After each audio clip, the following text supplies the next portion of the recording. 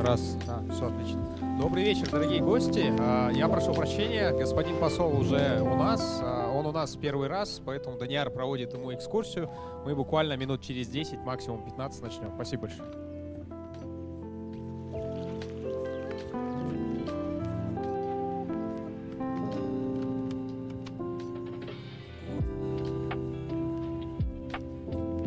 Раз, все отлично. Добрый вечер, дорогие гости.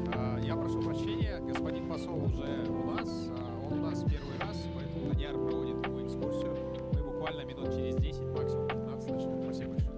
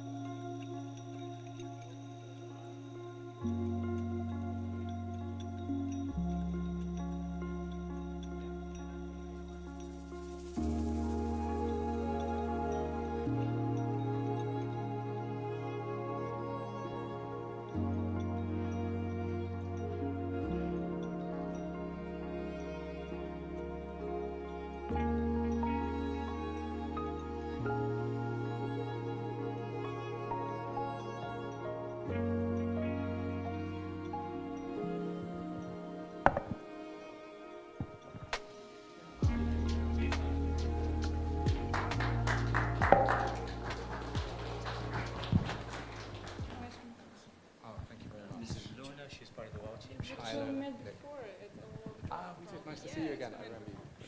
She moved from Irkutsk. Yeah, I remember. I remember. So shall we start? Start. Okay.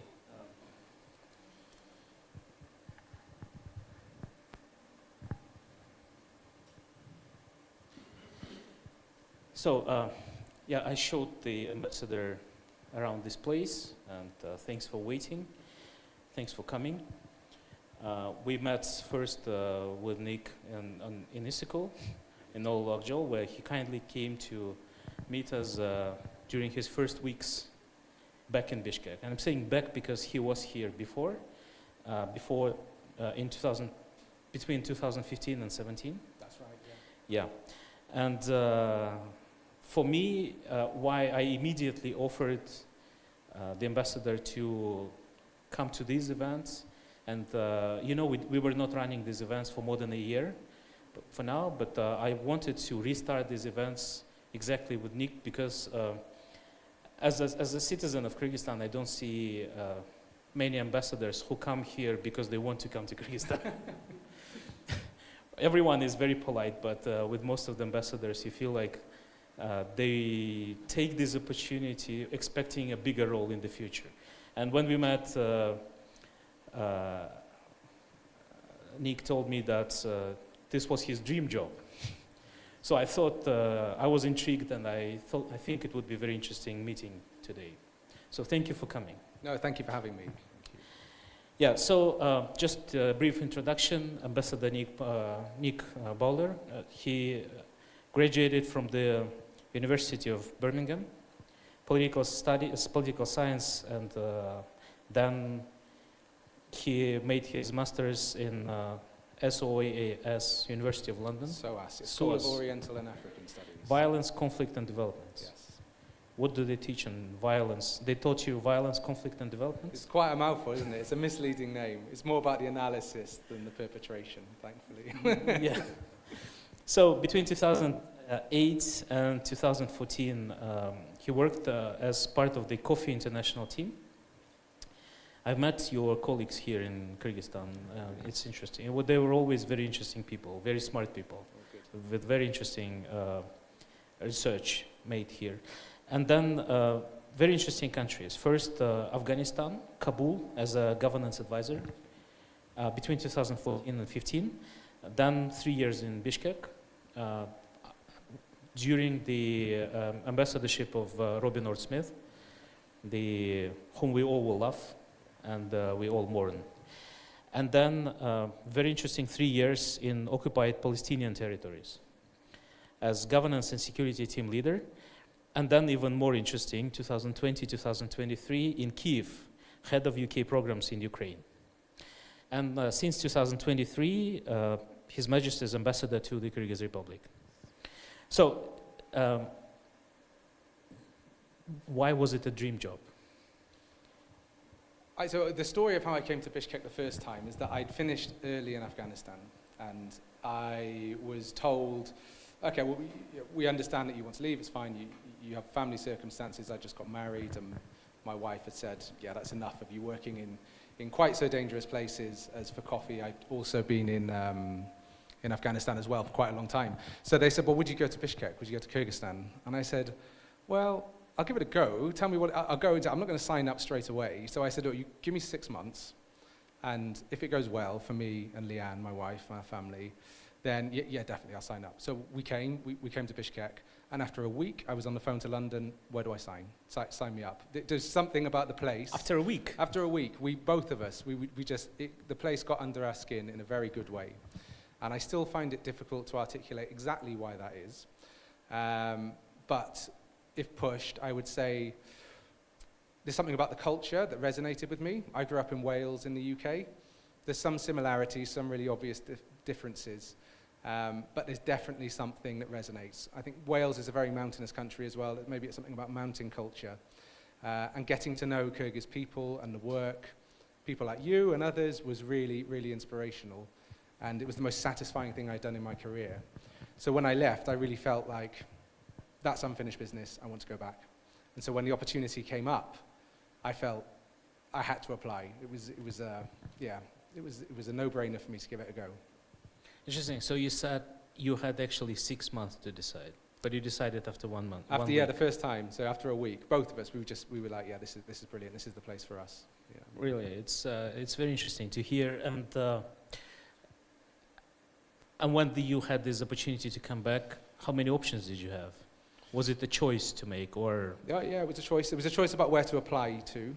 Yeah. And I won't bore you with the details of how recruitment works in the civil service, but there's a point at which you can express your preference, and I made it clear that this was the only place for me.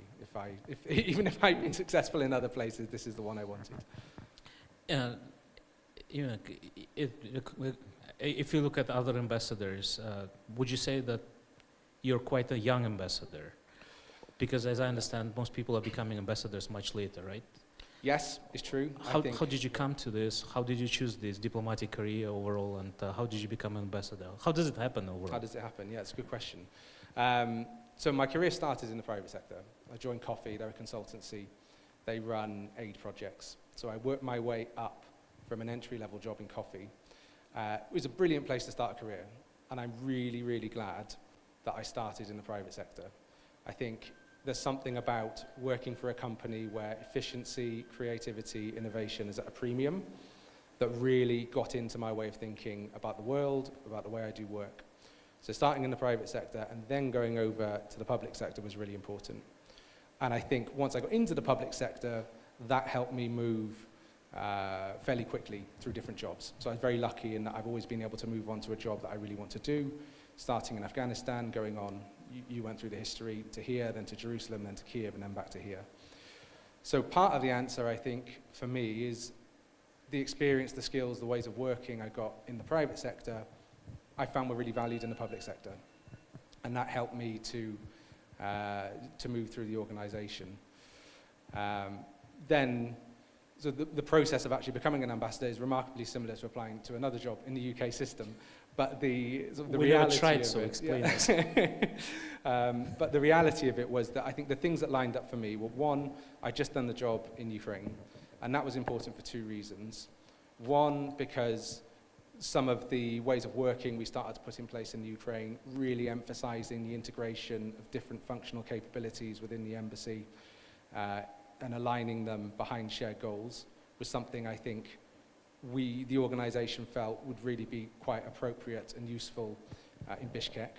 And the second was, I think the thread of a career that's going from Ukraine into Kyrgyzstan made a lot of sense. And I applied before the reinvasion in 2022, but to me that only makes more sense afterwards, as picking up on some of the really big global issues that have played out very directly and very obviously in Ukraine, being able to come here and continue to work on promoting UK values and the UK's vision of the world in other Russian-speaking places is really important. When exactly did you leave Ukraine? So I finished and left physically Kiev about 2 weeks before the reinvasion. I carried on working for the embassy between Kiev, Warsaw, London, and my bedroom in Wales, where we were sent back to until August 2023.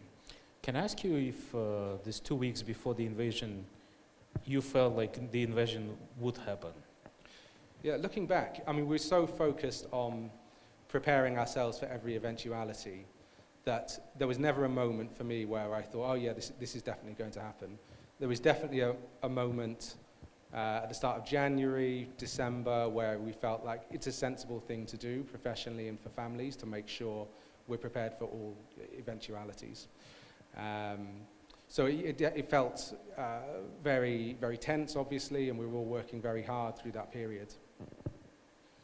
Yeah. So your career outside of UK was always in very hot places. I mean, like geopolitically, very hot places. Yeah, interesting places, I'd say.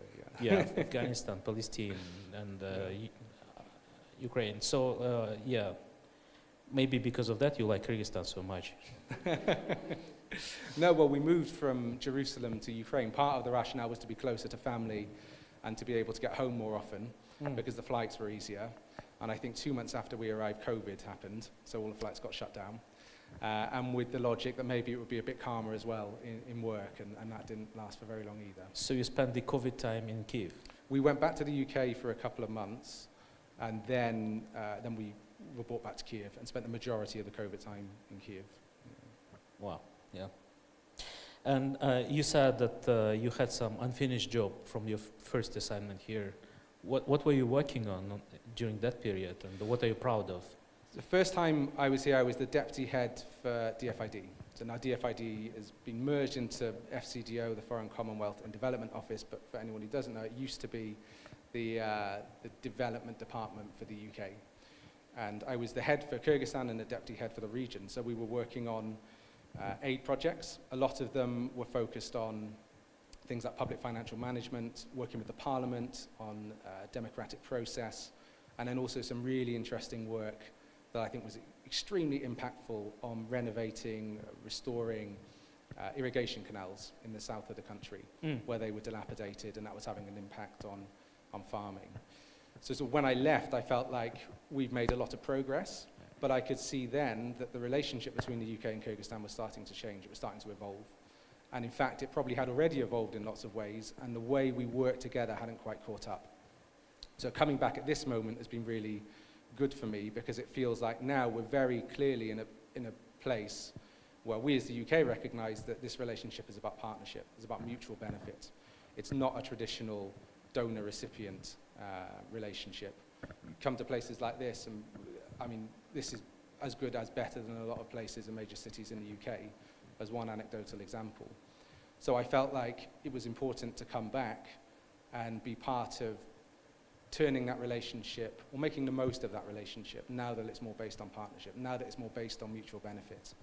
And that means not only working on the aid side, which is what I've been doing before, still important to what we do here, but also being able to work on increasing trade links, investment, and cultural people-to-people partnerships as well. And the best role to do that in, obviously, is the ambassador. So being able to come back now and have a career that's rooted in that development history, but has gradually moved over more towards other dimensions of what the UK can do for countries overseas made a lot of sense. And that's really what I want the focus of my time here to be on, is making sure we're bringing together the really strong history we have in development, as well as all of the diplomatic successes we've had in our partnership with Kyrgyzstan over the years, and combining that with a big push on trade, investment, and helping the economy grow here, so that we're kind of rounding out that offer and really making the most of the fact that it's moved into a partnership space.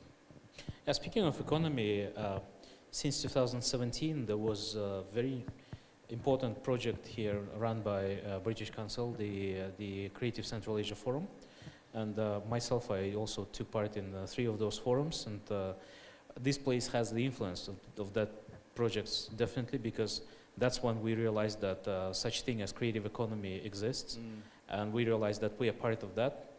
And sometimes I explain my colleagues that it's like fish don't understand what water is. Yeah.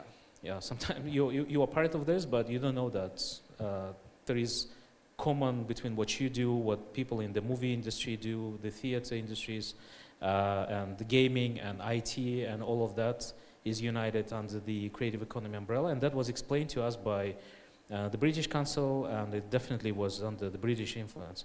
And I always felt like, especially last years, Great Britain was not collecting all the harvest, you know, because the creative economy is quite an important topic right now, but a lot of other donors are hopping in, and I don't see that Great Britain is very active in this area. We were very thankful to DAI when they helped us to develop this Creative Industries Park law and the sub-laws. This was a very important project, and they supported us by hiring economists and lawyers.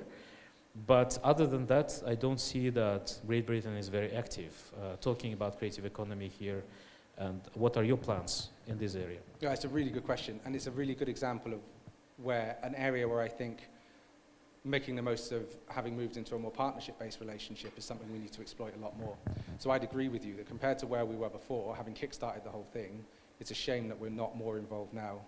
I won't run through all the reasons and excuses as to why that's happened, but I will focus on what we're planning to do next, which is to re-engage through things like our programs. So we're working on a successor to the PEAK program that's being designed at the moment, and I want that to be done in a way that makes sure that we're able to provide alternative finance across a range of sectors, including into the creative industry sector.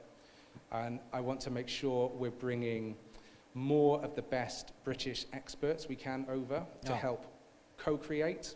Co-create overstates it a little bit, maybe more feed ideas into the development of the sector in Kyrgyzstan. People like Martin Smith, who have a history of working here before, I'd love to see if he can come back, if by the off chance he's streaming this. I'm going to be in touch. I really want him to come and see this place, because I was showing it during the construction. Yeah, really, that's interesting. Yeah, Martin is a good friend of ours, yes. Yeah. But the other thing, I mean, we were talking about this walking around now, is making sure British businesses know that places like this exist, and making sure British businesses who are looking for teams as they work through their startups, or even bigger businesses who are just looking to do the type of work that people in Kyrgyzstan can do at a competitive rate, know about the offer that's available here. Yeah. So that's something I'm really keen to bring in as well, which we put in the trade bucket and working with our trade department to make sure they're aware of the opportunities that are here too. And then also through sort of the third or fourth line of effort that I see the embassy having on people-to-people work. So actually trying to do a bit more to create platforms where we can bring British creators, British experts over for events and visual public things that Kyrgyz people can access and join in with. Yeah. A lot of the work tends to gravitate towards policy, to working with businesses that are already quite well established, because that's where we make connections. But I'm really keen that we find ways to try and bring some of that British expertise, those British ideas to a wider range of people too. When I worked in the tourism sector before, whenever I went abroad, I was becoming a geography teacher, explaining people what Kyrgyzstan is, that it's not Kurdistan, it's not part of Afghanistan, it's not Russian territory, and it's not part of China. So I'm sure you have to do this job a lot. Yeah, a lot. So not Kurdistan, Kyrgyzstan. That's my. yeah. How do you explain people what's special about this place? I mean, when you talk back there in Great Britain. The obvious answer is democracy and the strength of Kyrgyz democracy. But I'm not going to give that. I'm going to give you something more considered and slightly more ephemeral. But to me, what's special about it is, and maybe this goes back to the very first question you asked about why is it a place I want to come back to. There's something about the sense of connection to the land, the sense of connection to nature, and how that informs, as an outsider looking in, how it appears to have informed the development of culture over many, many, many years. And then over time, the way the economy has developed, society has developed, and what that means for what it's like to come to the country and experience it. So that's quite ephemeral, but that's the honest answer. Yeah, okay. Thank you. Well, because you're not new to the country, I'm sure you have some places you prefer in this country, right? Places maybe where you get energized. Where do you actually go with your family when you have free time? So at the moment, we're only really in Bishkek, but last time we were here, we traveled a lot. My favorite place was Sarichelek. Sarichelek? Yeah, really? absolutely love Sarichelek. We went. Who has been to Sarichelek here? Only a few people. Yeah. It's beautiful. It's amazing. Yeah. I loved it. And we're actually not even Sarichelek, but so a group of us went and camped by a little lake called Irikol, which was like around Sarichelek. And everyone who was on that trip still talks about it, everyone. So we had about 6 or 7 friends over, and they'd been around the world, they'd been to other places since, but they still talk about that. It was really special. It's a beautiful part of the country. What's the name of the place? Irikol is probably, I'm not sure if there's anything particularly unique about it, but as being one of those little lakes that sit around Sarichelek, yeah. I'm feeling like you're on top of the world with no one around. It was a really special experience. Yeah, okay. Thank you. So I want to give floor to the audience if you have questions. Now it's the right time.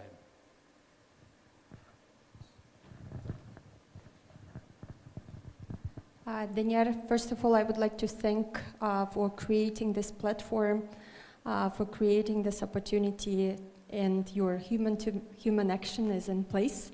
I'm here with my students from Aalto International University who are studying international relations, and I'm asking this question, I'm questioning this from all ambassadors in Kyrgyzstan, so I would like to ask you as well.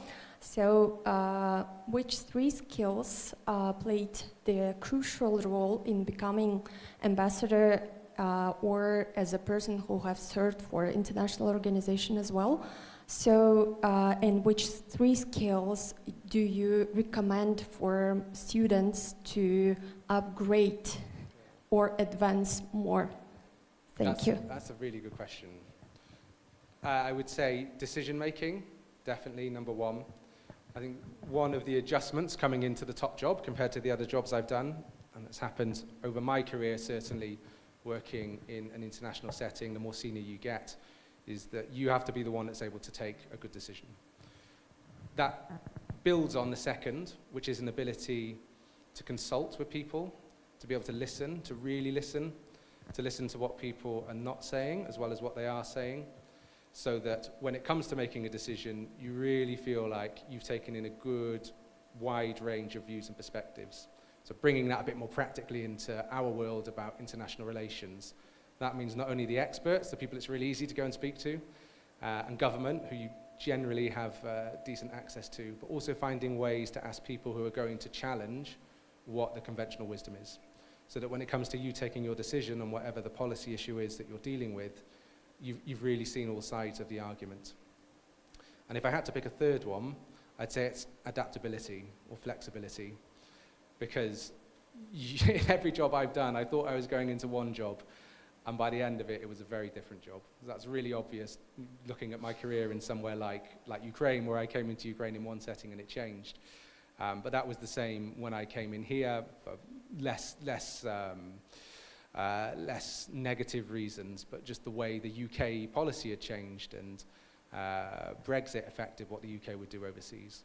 So in the world of international relations, foreign policy, you have to have a plan, but you have to be able to adapt. So those are the three things I'd say are the key skills: decision making, being able to consult really widely, and adaptability. If I was going back and at an earlier stage in my career and I could give myself a bit of advice on what to hone in on more, thinking about those things, I'd say critical thinking. I think we're pretty good at that in the UK, but even so, really making sure you're developing that skill, because it is a skill, to be able to really think critically about arguments as you look at them. And the second one would be active listening. And it all comes back to that point about listening to what's not being said as well. Being able to pick up on nuance is really important. And that's perhaps the biggest difference between theory and practice when it comes to working in the international sphere rather than learning about it. You really need to be able to pick up on the nuance when you can't just read it out of the textbook. I hope that's helpful. Well, this is very detailed, thank you. Other questions? Yes. Can you also guys introduce yourself before asking the question? Hi, thanks. So I'm Jana, and actually I'm also a teacher of intercultural communication, and we did have an opportunity to meet with Daniar and Nick before.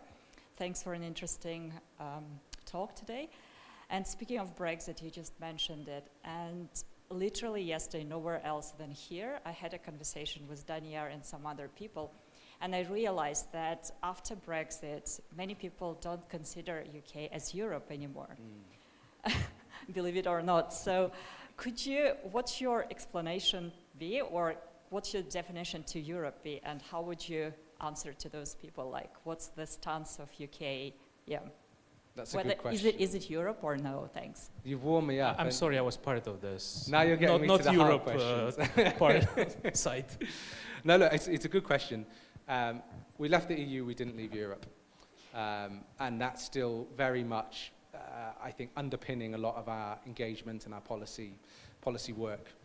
Brexit was a really big thing. It was a huge change. Even just looking at it from a bureaucratic process, it's an enormous thing for any country to go through. So we're still working through the technocratic, the political processes of settling on the exact details of the new relationship with the EU. There's been progress in some areas, in other areas we're still working it out. But fundamentally, I think we're still very clear as a country. We're part of Europe. We're still part of the European collective. Our interests in what happens in Europe have not diminished in any way, and it still matters to us, and we still know that. So it's a process of figuring out how do those relationships work and how do they look under this new arrangement. And I think, again, I talk about it a lot, obviously because of my history, but going back to the reinvasion of Ukraine, it's a really good example of how, on big issues, we can still work together and we can still collaborate on the very biggest issues. And I would say and argue that in some ways as well, being outside of the EU but part of Europe has brought some benefits too. And some people would disagree with me, but it's our job as civil servants to make that the case. We've been given the policy decision, and it's our job to implement it. And I think we've started to see examples now of that coming into reality. So short answer, short, easy answer, we've left the EU, not Europe. Slightly longer answer is, and it takes time for us to redefine exactly how that relationship works.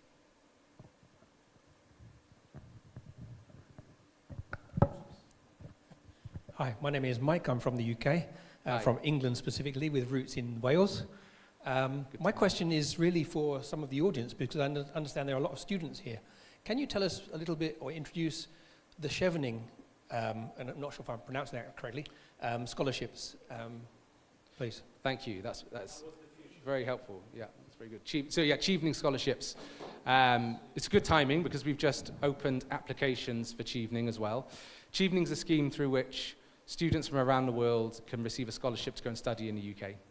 And it can be in any subject that they want. And what we're looking for in applications is that they're future leaders who can make a positive impact on their country when they come home. We've just sent off our 2023 group of Chevening scholars to the UK, 4 really talented, brilliant individuals who are working on everything from climate through to media. And hopefully they'll go to the UK, learn new skills, and then bring them back to Kyrgyzstan to continue their journeys as leaders in those sectors. So the scheme celebrates its 40th anniversary this year, and it has no signs of slowing down. I think it's one of the most valuable things we do. I met some of our Chevening scholars on Friday last week, and just hearing about what they've done with the skills they've developed in the UK when they've come back to Kyrgyzstan is really inspiring. So if I was pushed to pick what's the one thing you don't want to lose from the UK's relationship with Kyrgyzstan, it will be a toss-up between Chevening and our seasonal agricultural workers scheme, which is very different, but is the other way. We've got lots of Kyrgyz people going to the UK. So short answer, it's a scholarship scheme. It's brilliant. Applications are open now. If you want to apply, then please do, and get in touch with the embassy if you have any questions about how it works. Other people here who plan to apply to Chevening this year? Oh, good. Glad to hear it. Well, we can talk afterwards as well. Come and find me. And we have our Chevening lead, Simbat, at the back, so it's very good. Good timing for her to be here. Okay, so here is Simbat. Other questions here? Thank you for this opportunity. My name is Sol, and I was curious to ask, so as an ambassador, I assume that you work with government people, politicians. So how does working with politicians from Kyrgyzstan particularly stand out in your experience compared to UK, Ukraine, and Palestinian territories? Yeah, very good question. And there's definitely different political cultures in every country. And the places I've been have all been really different. But in my experience, I can speak with more confidence about my experience when I was here the first time. I've only been here 3 months. I arrived in the summer, so I'm still getting around my introductory calls with ministers this time. But what I will say is the ministers I've met, we've had really positive early conversations on things like the seasonal agricultural workers scheme that I mentioned, on Chevening, and other areas for UK cooperation. So I will say that the ministers I've met so far are really good, really positive, really looking forward to working with them. I can give a more general impression, I think, based on the 3 years when I was here before. Things that stand out to me, extremely focused and hardworking and across their briefs. So when we sit down for meetings, last time it would mainly have been on development issues, I felt like we were always able to get into detail of conversations. There are very good teams around them as well. I think there's a tier of deputy ministers as well in the Kyrgyz Republic who are very, very strong and complement their ministers very well too. And generally very, very open and willing to work with us. So certainly that's been my experience in the last time I was here, and positive indications of my experience so far. Thinking about other places I've worked, perhaps the most informal was in Ukraine, in Kyiv. I think under the Zelensky administration, there was a real push to bring people into politics who didn't have traditional political backgrounds, especially in the early times when I was there. So it was a much more informal approach in Ukraine. And in the OPTs, you had lots of occupied Palestinian territories, lots of very seasoned ministers who've been in their posts a long time, dealing with a very difficult situation, who were very good at message discipline and being on message and making it very clear what their position was to us again and again. But again, very lucky for me to be able to say that they were also very, very good to work with. So yes, I think it's a positive experience working with ministers, politicians here, very enthusiastic and positive about working with the UK.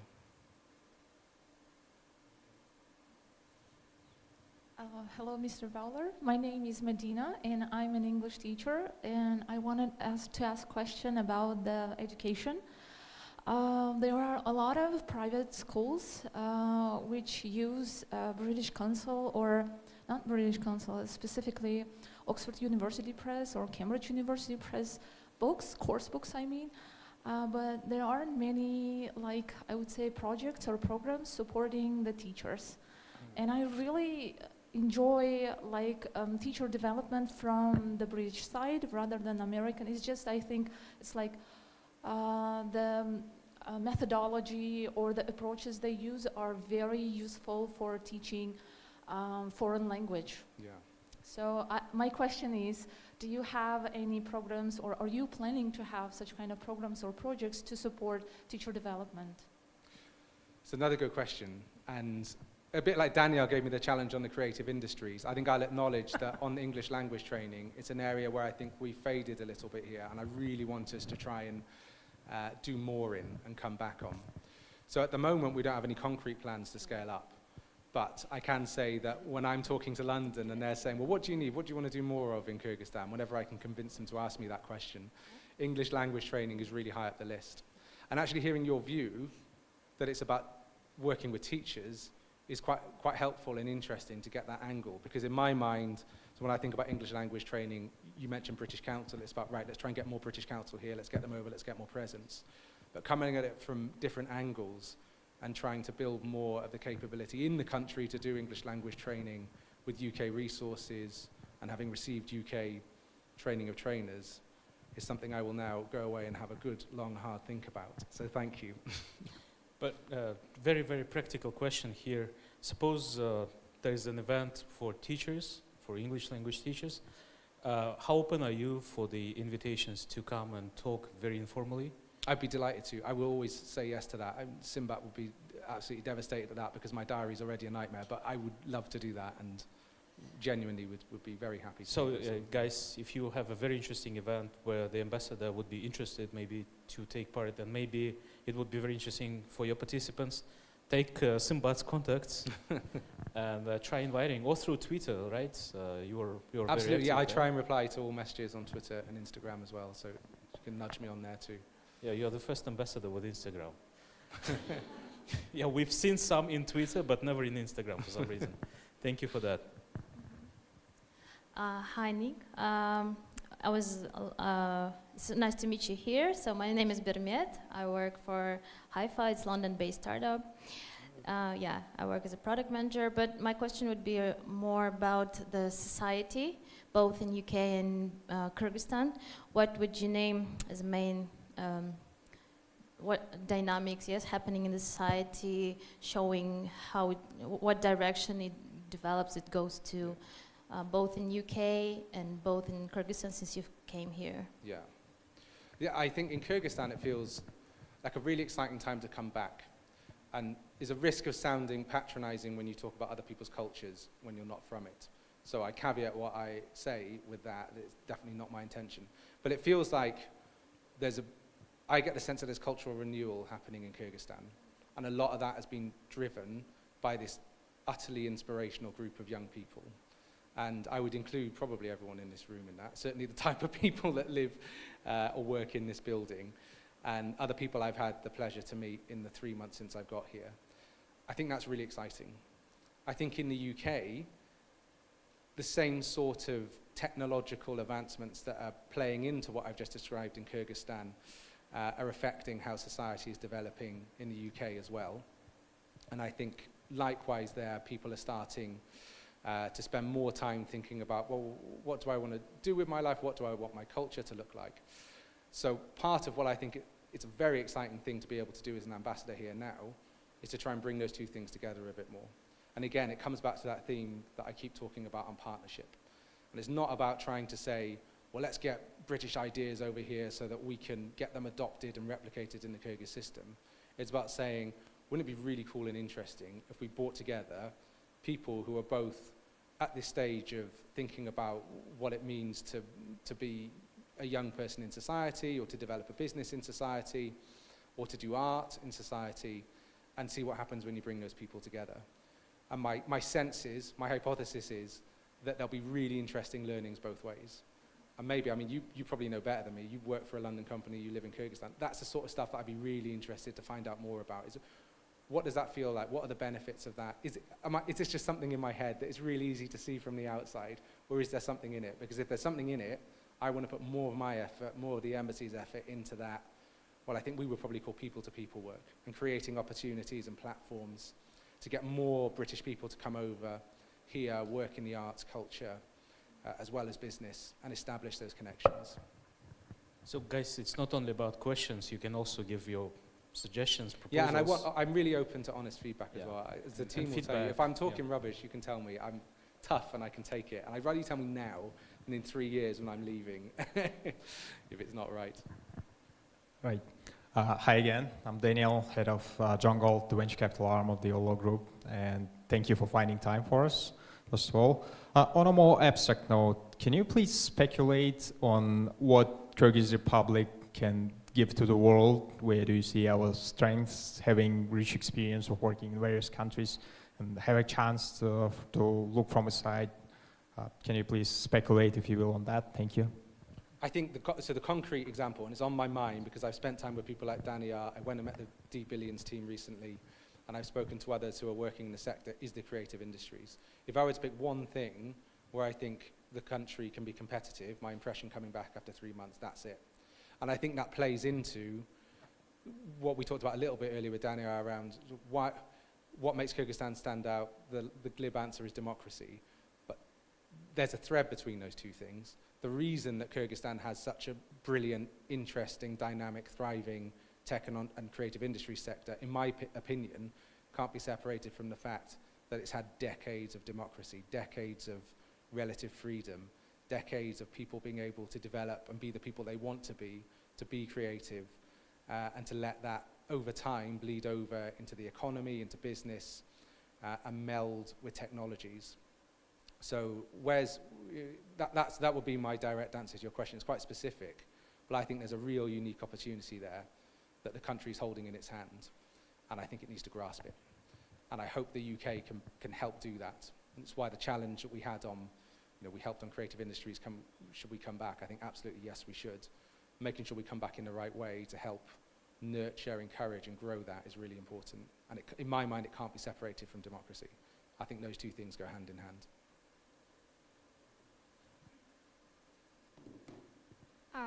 Good evening, Your Majesty, dear Mr. Bowler. I would like to give you a question. Well, first of all, welcome to our creative hub, ololo. And my question is, which brands or maybe top companies have you met in Kyrgyzstan? And in general, which brands would you highlight in your list? And how you would say, like, what is your vision of conversion between the UK and Kyrgyzstan, maybe of some outsourcing processes between UK, what spheres? Personally, me, I'm engaged in the IT sphere, and how you in overall evaluate this market, and how you, let's say, envision or foreseen the future, as I mentioned, collaboration, between this. Yeah, good question. Do you mean brands in the UK? Yeah. Brands in the UK? No, In Kyrgyzstan? Kyrgyz brands, yeah. So Kyrgyz brands that come out, ololo is one. Everywhere I look, there's a Lulu, and I think that's a Lulu is good. Everywhere I look, there's a Lulu, which is brilliant. Codify is a success story people talk about. On the weekend, I met D Billions, and they're the YouTube channel doing content for kids.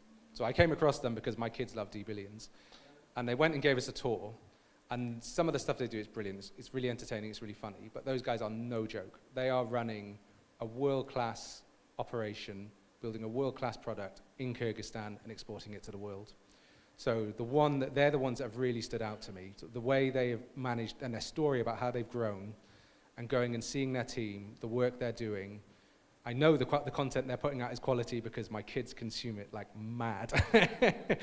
And the fact that they're doing that and exporting it to the world is really inspirational. So they're the brand that have really stood out for me.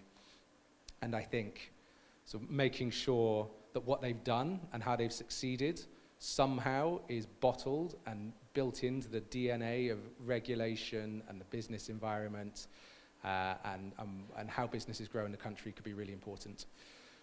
In sectors for partnership with the UK, tech is definitely one.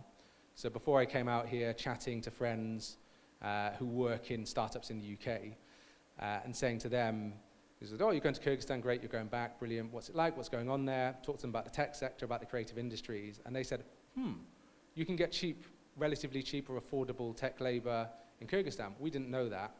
I said, well, you should come out on holiday and take a look. And they said, yeah, it's another reason to come out and see you. So it's an anecdote, but I think that's one area that illustrates why it's one area I'm really keen to explore. And I already just walking around the building with Daniel earlier, I can see that there's European and probably a couple of British companies as well making the most of the fact that you can get really high quality people here to work at a rate that's affordable compared to other markets that these tech firms might be looking at for their teams. I say all of that as someone who doesn't really understand the tech industry, so if any of the terms I've used don't make sense, give me a little bit of leeway.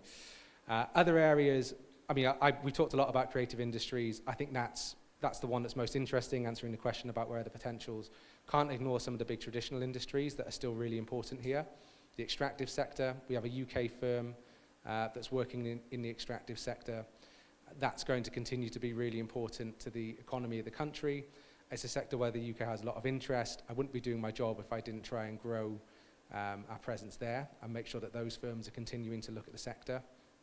And then somewhere maybe in the middle, I think I get a sense that Kyrgyzstan wants to rise to the challenge of tackling the climate emergency, including through things like investing in renewable energy.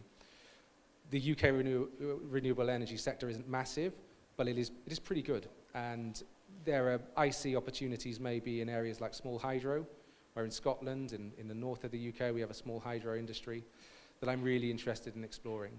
So it's too soon for me to come out and say really confidently that by the end of my time here, we'll have UK companies set up and working here.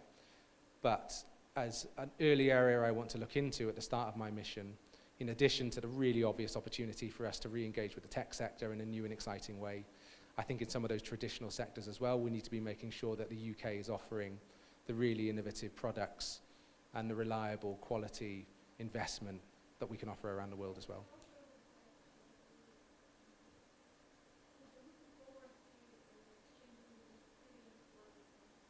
Great. Thanks. Hi, my name is Tatina. I am a high school student, but I will move a little away from the topic of the meeting. I have a slightly different question, and here there will even be a request to Dania Romanaliyev. Can I use this piano and play something for all the people here? My English isn't that good, but I'm trying to understand you. I want to give a nice gift in honor of your taking up this post and in honor of our future cooperation. Yeah, let's do it at the end of the meeting. Great. I can't think of a better way to wrap up. Thank you so much. But yes, definitely. It's really, I would love to come and meet you afterwards as well and say hello. Thank you for standing up, and I can't wait to hear you play at the end. That would be a brilliant way to sign off. Thank you. Good evening. My name is Jaina Gul. I'm working for a British organization, which is on conservation. We are working on conservation issues. So earlier you mentioned about democracy that you like in Kyrgyzstan. So probably my question will be a little specific. Now the government is working on draft law of transparency of international organizations and NGOs. So how do you think this will affect on working for financing the projects in Kyrgyzstan, the programs?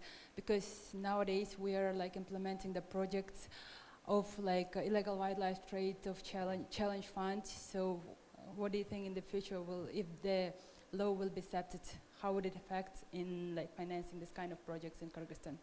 Well, I think what you've described that your organization does is a great example of why civil society organizations are so important to Kyrgyzstan.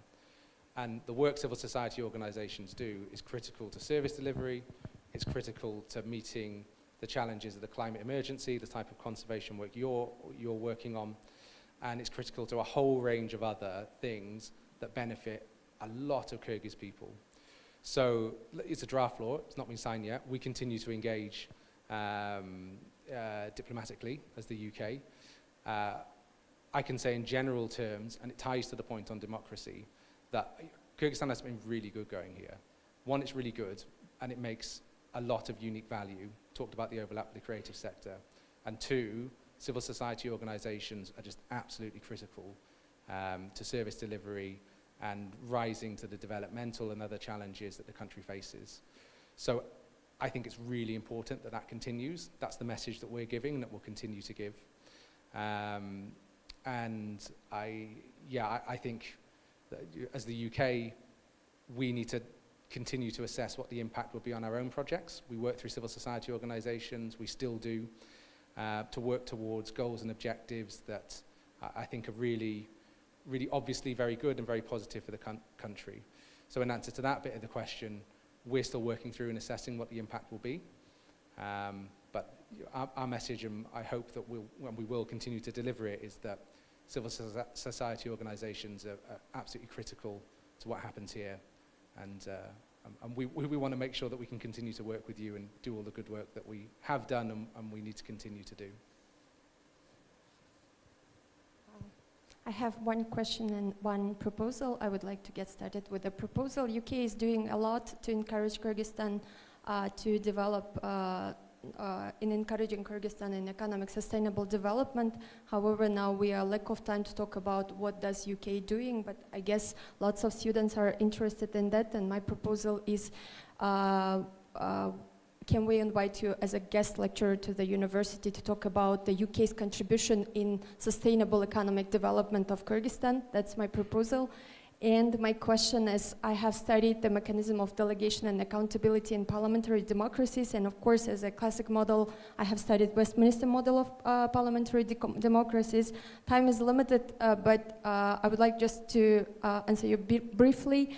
There is so many space for development in Kyrgyzstan to develop delegation and accountability, despite the fact that we are now sliding back a lot of from parliamentary democracy. But in any types of other political systems, what do you see the first steps in developing delegation and accountability mechanisms? Just very, very briefly.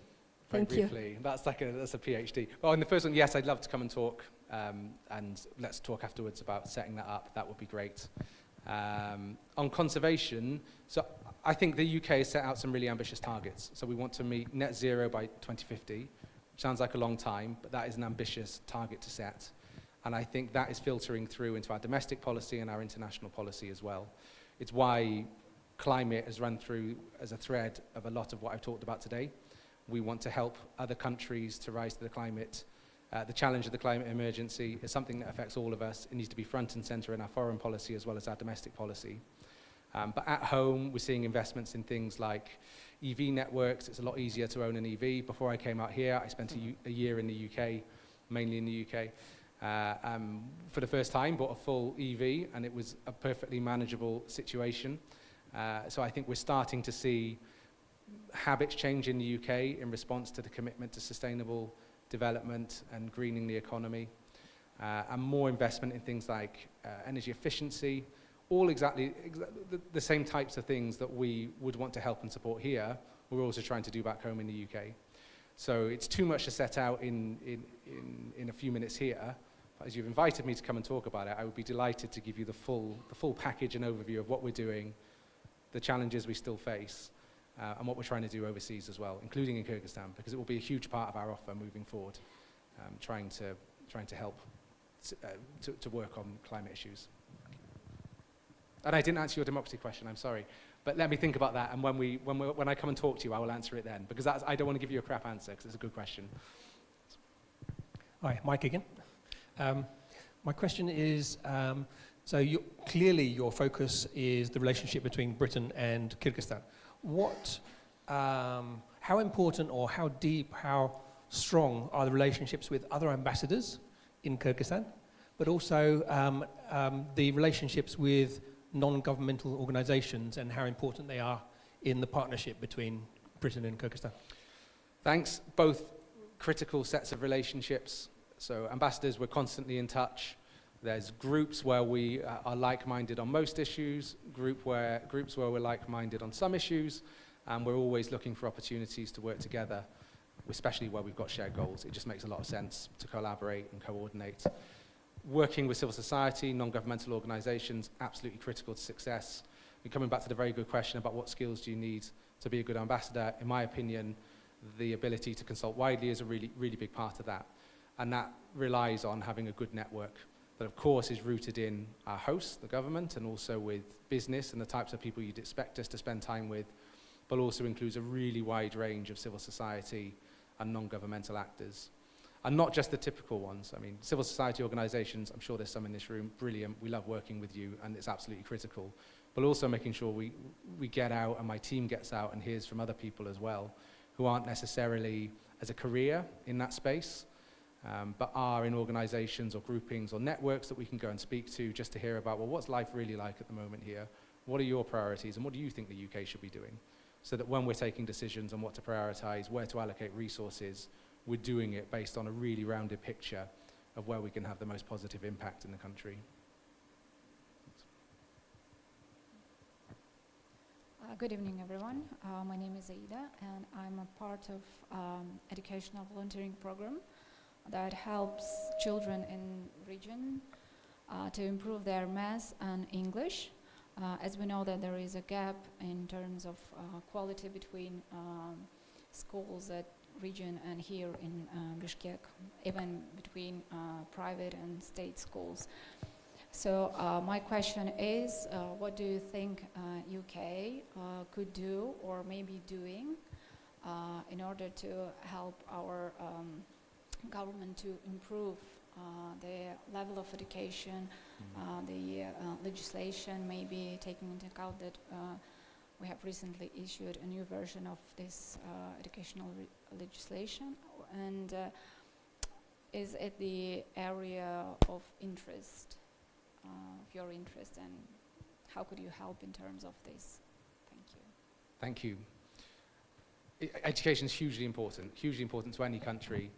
I think particularly important here at this moment, now that the law has been passed, new education law, and I met someone who was instrumental in that earlier, so congratulations again to them, because I think it's setting the country off in a really good direction for the future of education. Where the UK can offer stuff right away is mainly in the higher education sector. So we talked about Chevening, and we also are more easily able to bring our universities here, which is something we want to work on. We have some universities here on quite narrow partnerships at the moment. I'm quite interested in whether we can bring some out on a more sustainable basis. But I think your question was more about secondary education, primary education, what we can do to help there. I'd be really interested in ways we can help with the implementation of the new law and ways we can support. The reality is at the moment, we're still in quite a constrained environment when it comes to having funds to do that type of work. So I'm always making the case for more money for us to spend in Kyrgyzstan every day, every time I speak to people in London. And it's one of those areas that if we could get our hands on more money, I'd really want to prioritize. But in the meantime, and until that happens, actually it'd be great to speak more to people like yourself, more to people who are involved in the law, to think about other ways we might be able to help, whether that's bringing people out to help work and provide ideas and advice and experience on how to implement new legislation in this sector, or to grow partnerships in other ways, in other creative ways that maybe we haven't thought of. So I'm afraid it's not a particularly, maybe not the answer I would like to give. I'd love to be able to say, yes, that's hugely important, and we're able to come and do support right away. What I can say is, yes, it's hugely important, and I want to talk about ways we might be able to creatively be helpful in the sector. Thank you. One area that we didn't touch was interesting, that I think where the connection is quite possible is football. Yes. Looks like our decision makers in this country really love this sport, and you're the country that invented. And maybe, what's your football club, by the way? My football club's Birmingham, unfortunately. So I'm a proud Welshman.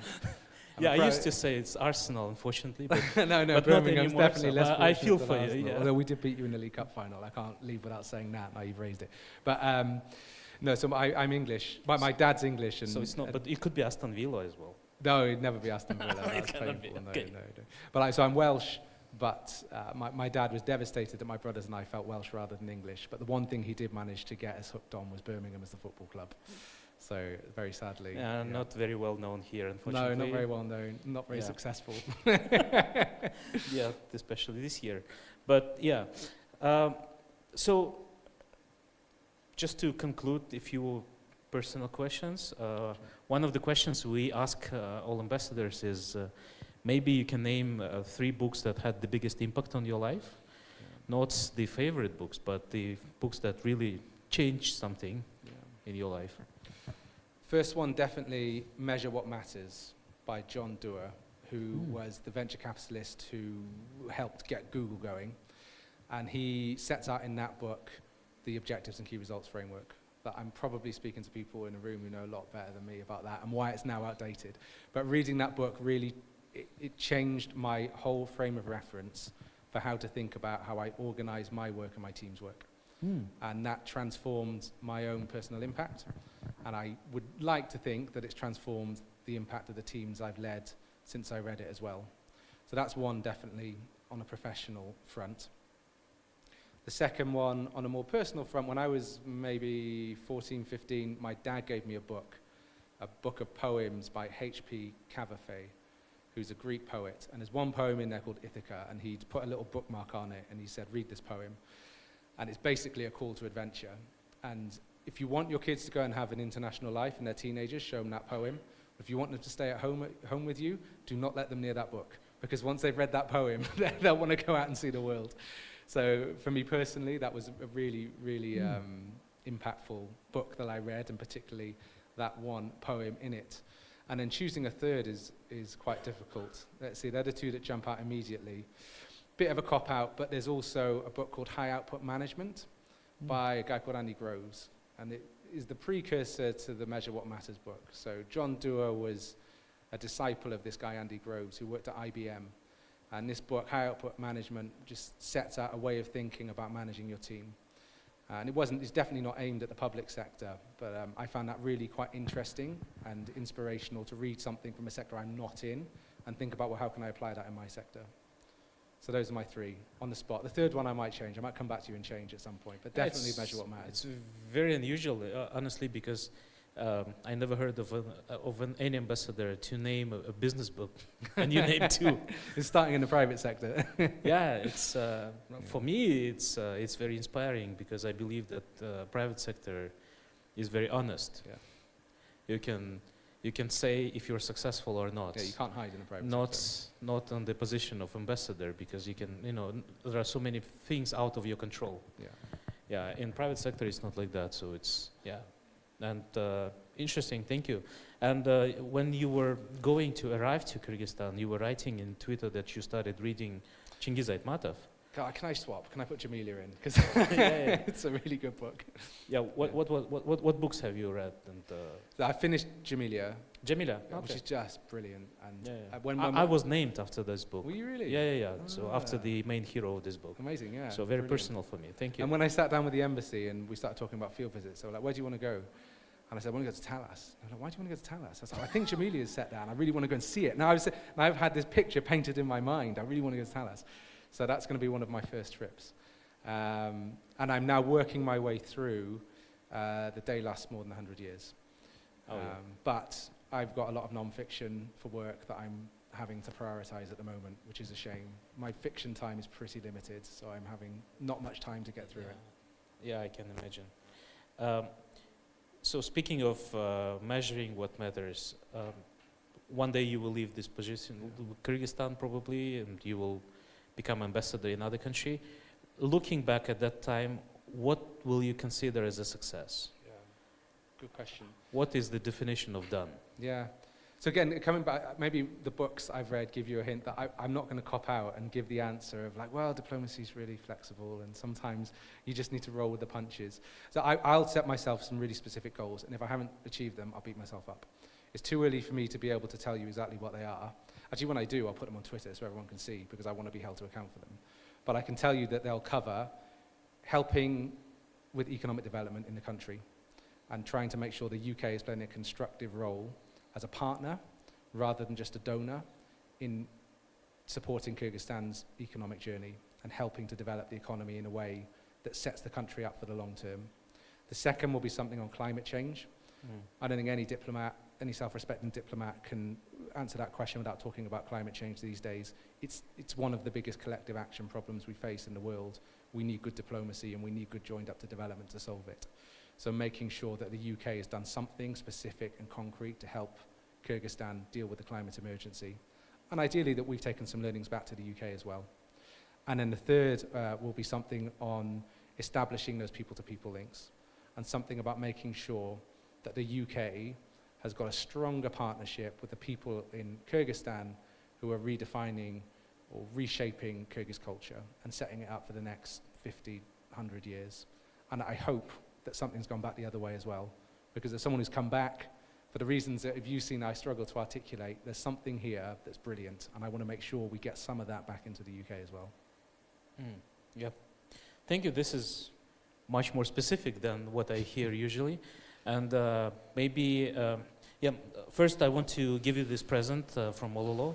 I hope you will wear it. This Thank is you. a hoodie like this one. Excellent, definitely will. Thank you for so coming. much. Brilliant. And Thank you. I know it's very hard role for any ambassador to come and answer questions here, and some ambassadors were getting really nervous because they were afraid that there would be some provoking questions. Here, what we want to achieve is to show that this people-to-people diplomacy is very important, and the more the ambassador is open, the better people think about the country. We live in the world of propaganda and the post-truth, and so it's very good to see that you're so open, and I'm sure all of us will be more, open to share any ideas and feedback and questions, and refer to you with questions in the future. And this is the only, reason why we arranged this. We just want, you to feel closer to the people here. A lot of people with great English. Yeah, and definitely UK is one of the most loved countries for people here in Kyrgyzstan for many, many reasons. Because London is the capital of Great Britain. I know that reference. I get that reference. Yeah, and because of Arsenal, Manchester United, Liverpool, and all the other teams, and because of the Queen and now the King. Yeah, more because of the Queen here. And as promised, we have a piano piece now. Fantastic. Right? What a treat. So this piano is from our first art studio. Ololo started as an art studio back in 2016, and this piano was one of our biggest investments at that time.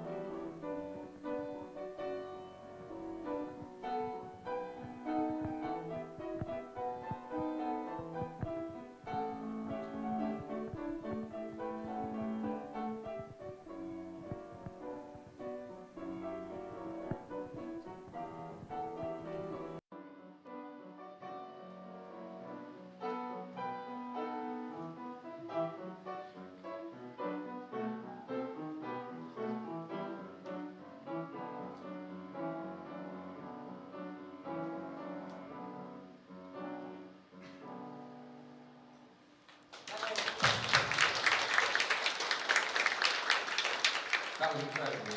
Thank you so much.